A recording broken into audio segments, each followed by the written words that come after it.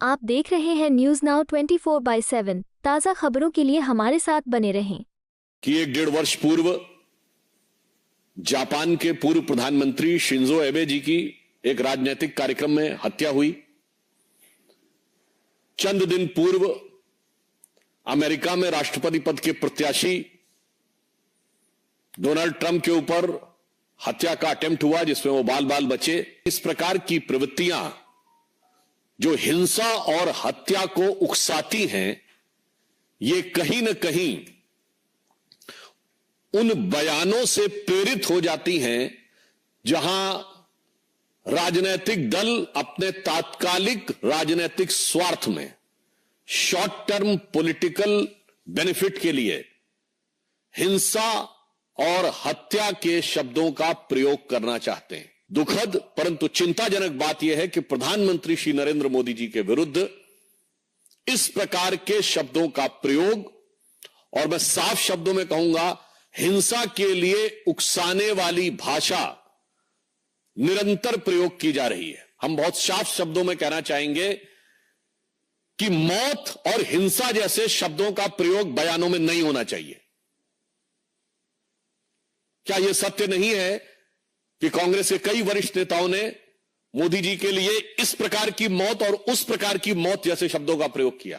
भारत की राजनीति में राजनीति अपनी जगह है, नेताओं के साथ प्रतिस्पर्धा अपनी जगह है, मगर प्रधानमंत्री श्री नरेंद्र मोदी जी के विरुद्ध जो राहुल गांधी ने शब्द बोला था, संसद में मैं याद दिलाना चाहता हूं, हिंसा हिंसा हिंसा,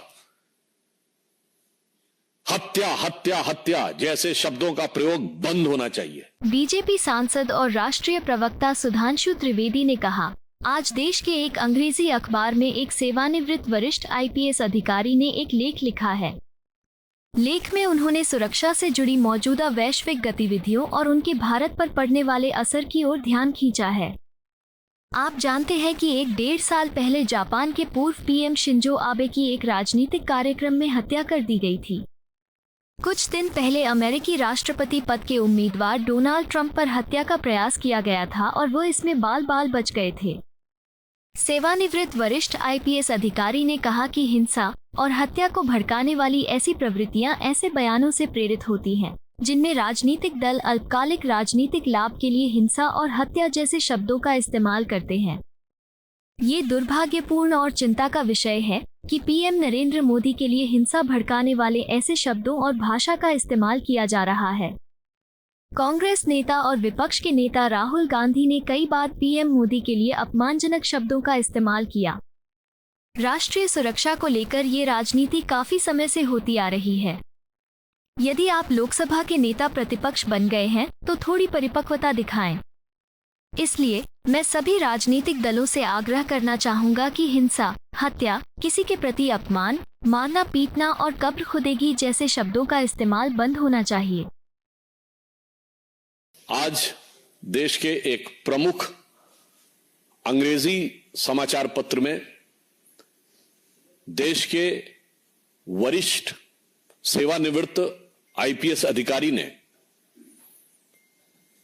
एक आर्टिकल लिखा है, जो उन्होंने वर्तमान समय में विश्व में सुरक्षा को लेकर हो रही गतिविधियों और भारत पर उसके पड़ने वाले प्रभाव की तरफ ध्यान आकृष्ट किया है।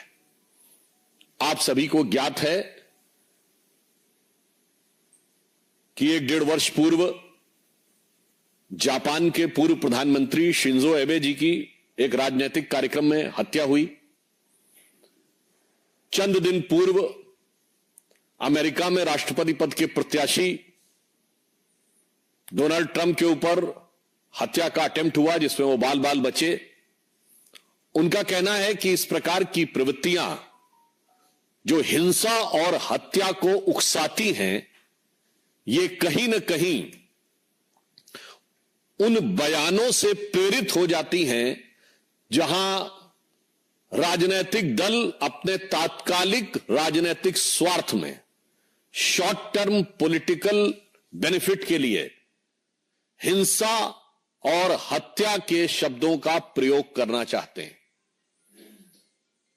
एक दुखद परंतु चिंताजनक बात यह है कि प्रधानमंत्री श्री नरेंद्र मोदी जी के विरुद्ध इस प्रकार के शब्दों का प्रयोग, और मैं साफ शब्दों में कहूंगा हिंसा के लिए उकसाने वाली भाषा निरंतर प्रयोग की जा रही है। अभी आपको ध्यान हो, कांग्रेस के नेता प्रतिपक्ष राहुल गांधी जी ने चुनाव प्रचार के दौरान पिछले वर्ष कई बार अपमानजनक शैली में मोदी जी के लिए मारना, डंडे मारना इत्यादि शब्दों का प्रयोग किया।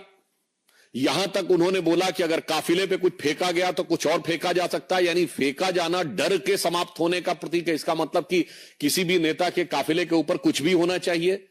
याद करिए कि जिस समय प्रधानमंत्री जी पंजाब के दौरे पे गए थे 2021 में, जिस ढंग से उनके सुरक्षा घेरे को तोड़कर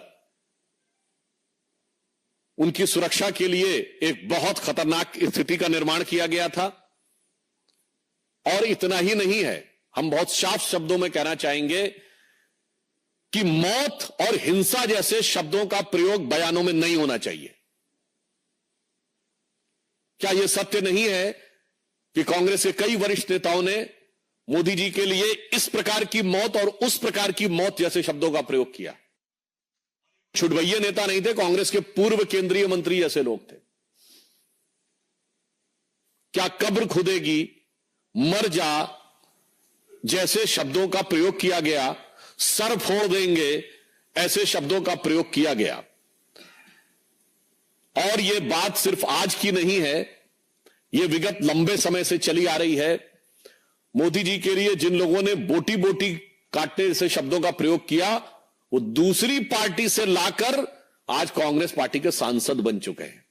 और मैं ये भी बात दुख के साथ और गंभीरता के साथ कहना चाहूंगा, किसी नेता के लिए मौत के शब्द का प्रयोग सबसे पहले 2007 में सोनिया गांधी जी ने मौत के सौदागर शब्द के रूप में किया था। हमने कभी, जब आपातकाल में संविधान की हत्या हो गई थी, तब भी कभी श्रीमती इंदिरा गांधी जी की मौत की कामना या मौत जैसे शब्द का प्रयोग नहीं किया था। और मैं यह भी बताना चाहता हूं कि यह राजनीति राष्ट्रीय सुरक्षा के खिलवाड़ के साथ बहुत लंबे समय से होती आ रही है।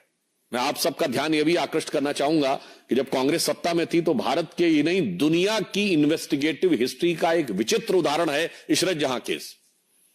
जहां उस समय तत्कालीन सरकार की दो एजेंसीज, इंटेलिजेंस ब्यूरो और सीबीआई, दोनों ने कहा कि इशरत जहां टेररिस्ट है। जैसे ही पता चला कि उसका निशाना तत्कालीन गुजरात के मुख्यमंत्री और आज के हमारे प्रधानमंत्री श्री नरेंद्र मोदी जी थे, अचानक सीबीआई ने अपना हलफनामा बदल दिया और कहा टेररिस्ट नहीं है, वो तो मासूम है। भारत के इतिहास में कभी without any reason U turn लेने का कोई उदाहरण नहीं मौजूद था। और आप सबको ध्यान होगा कि जब हमारी सरकार आई और इशरत जहां मामले की फाइल तलब की गई तो पता चला फाइल गायब। और संबंधित अधिकारियों के बयान है कि उन लोगों ने फाइल के ऊपर ऐसा कुछ नहीं लिखा था, केवल तत्कालीन गृह मंत्री ने, चिदंबरम साहब ने अपने आप वो नोट चेंज किया था।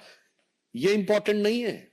उससे बड़ी बात यह है कि सीबीआई ने अपना स्टैंड चेंज कर दिया था, मगर आईबी ने स्टैंड चेंज नहीं किया था।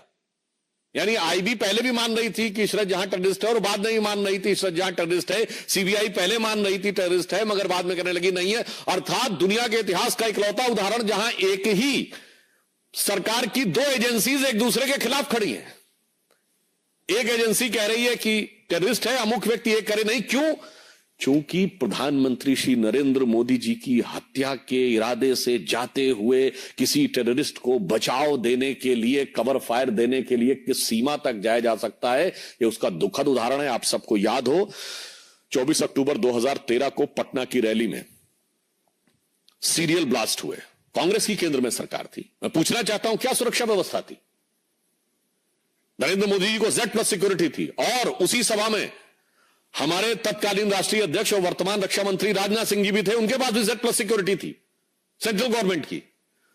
दो नेता जिनके पास Z+ सिक्योरिटी हो सेंट्रल गवर्नमेंट की, और उसके लिए केंद्रीय सरकार ने क्या व्यवस्था की थी? इसलिए सुरक्षा और नेताओं की जान की कीमत पर राजनीति होनी चाहिए। इसके उलट हम बताते हैं राहुल गांधी जी की यात्रा निकली, उनके बाद विजिट प्लस सिक्योरिटी है। कश्मीर में आप सब ने देखा कि कितने मधुर मनोभावों के साथ भैया और बहन बर्फ के गोलों के साथ खेल रहे थे उस संवेदनशील जगह पे। केंद्र सरकार ने व्यवस्था सुनिश्चित की। मणिपुर जैसी जगह पे जहां इतना संवेदनशील है, उनकी यात्रा निकली और पूरा रूट सैनिटाइज करना और सारी व्यवस्था सुनिश्चित की गई। इसलिए मैं कहना चाहता हूं कि भारत की राजनीति में राजनीति अपनी जगह है, नेताओं के साथ प्रतिस्पर्धा अपनी जगह है, मगर प्रधानमंत्री श्री नरेंद्र मोदी जी के विरुद्ध जो राहुल गांधी ने शब्द बोला था, संसद में मैं याद दिलाना चाहता हूं, हिंसा हिंसा हिंसा, हत्या हत्या हत्या जैसे शब्दों का प्रयोग बंद होना चाहिए। दुनिया में इसके उदाहरण दिख रहे हैं, भारत में इसके परिणाम खतरनाक हो सकते हैं। यदि आप लोकसभा में नेता प्रतिपक्ष बने हैं, वैसे तो आप सबने सुना होगा जीत का जश्न होता है, जीत का उत्साह, मगर यहां हार का उत्साह है। तो उस हार के उत्साह में मैं कहूंगा, उत्साह से उच्छृंखलता, उच्छृंखलता से उद्दंडता की तरफ मत जाइए, परिपक्वता का प्रदर्शन करिए। इसलिए मैं पुनः जहां से मैंने प्रारंभ किया था वहीं पे सभी राजनीतिक दलों से आग्रह करता हूं कि हिंसा और हत्या जैसे शब्दों का प्रयोग, किसी के प्रति आक्रमण, मारना, पीटना, कब्र खुदेगी जैसे शब्दों का प्रयोग बंद होना चाहिए। चूंकि याद रखना चाहिए कि लगेगी आग तो आएंगे घर सभी जद में, यहां पे सिर्फ हमारा मकान थोड़ी है। तो मैं सभी दलों से यह आग्रह करता हूं, और विशेषकर कांग्रेस पार्टी से, कि प्रधानमंत्री श्री नरेंद्र मोदी जी के प्रति आपके मन में एक इंफीरियरिटी कॉम्प्लेक्स है, आप एहसास कमतरी से वाबस्ता हैं, माना आपके मन में ईर्ष्या है, आपके मन में द्वेष है, आपके मन में कुंठा है, मगर उस कुंठा को हिंसा और मौत जैसे शब्दों तक ले जाने से बचिए। अन्यथा मैं एक पंक्ति के साथ समाप्त करना चाहता हूं, जो सभी नेताओं के लिए, जो मोदी जी के लिए नफरत रखना चाहते हैं, उन्हें ध्यान रखना चाहिए कि देश के सौहार्द वातावरण में कोई प्रोवोकिंग बात नहीं करनी चाहिए कि कागज का है लिबास, चिरागों का शहर है। कागज का है लिबास, चिरागों का शहर है, चलना संभल संभल के चूंकि तुम नशे में हो। तो यह हार के उत्साह के नशे से बाज आइए और समझदारी के साथ आचरण दिखाइए। धन्यवाद। आपको यह वीडियो पसंद आया हो तो इसे लाइक करें, हमारे चैनल को सब्सक्राइब करें।